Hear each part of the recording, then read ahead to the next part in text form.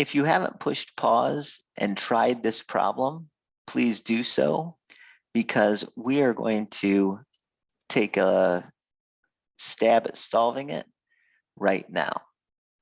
We want to integrate 1 over 4x minus 9 with respect to x. The only complicated part is the denominator, so I'm going to let my denominator be u. Let's go ahead and do that. I've written my integration, and now I let u be the denominator, 4x minus 9. Note what happens when I take a derivative of u with respect to x. I just get a constant of 4. That means my differential exchange is du is equal to 4 times dx. I could try to factor out a 4 from this 1. I could try to break it up into 1/4 times 1.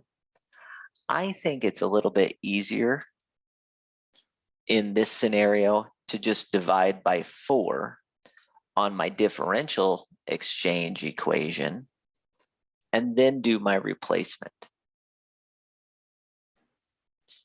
Now that I've got my u substitution and my differential substitution, I can go ahead and solve this integration. 1 over 4x minus 9 transforms into 1 over u. dx will transform into 1/4 du. Let me plug in a multiplication symbol, even though it will be temporary.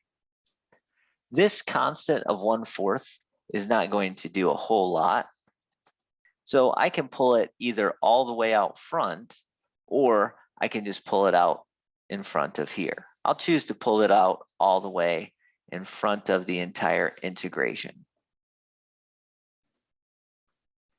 The antiderivative of 1 over u is natural log of u plus a constant. Therefore, when I take an antiderivative, or the set of antiderivatives of 1 over u times 1/4, I'm going to get 1/4 multiplied times the natural log of u, which is simply 1/4 times the natural log of 4x minus 9. Obviously, I have to include a plus c, and there you go. I want to point something out with this problem.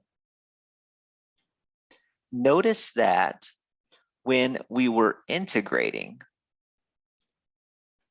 I was integrating a linear component in the denominator.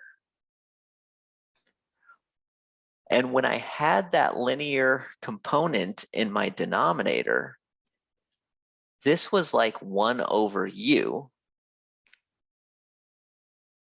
I know an antiderivative of 1 over u is natural log. And so this is just natural log of the u. And I was dividing by 4 out front. Notice that that is the coefficient of this x. It turns out that that's a special property when we do substitution with a linear piece. When I let my u be a linear piece, basically the coefficient of x is always going to divide whatever my antiderivative is. Or we'll see the dividing by the coefficient of x in my antiderivative.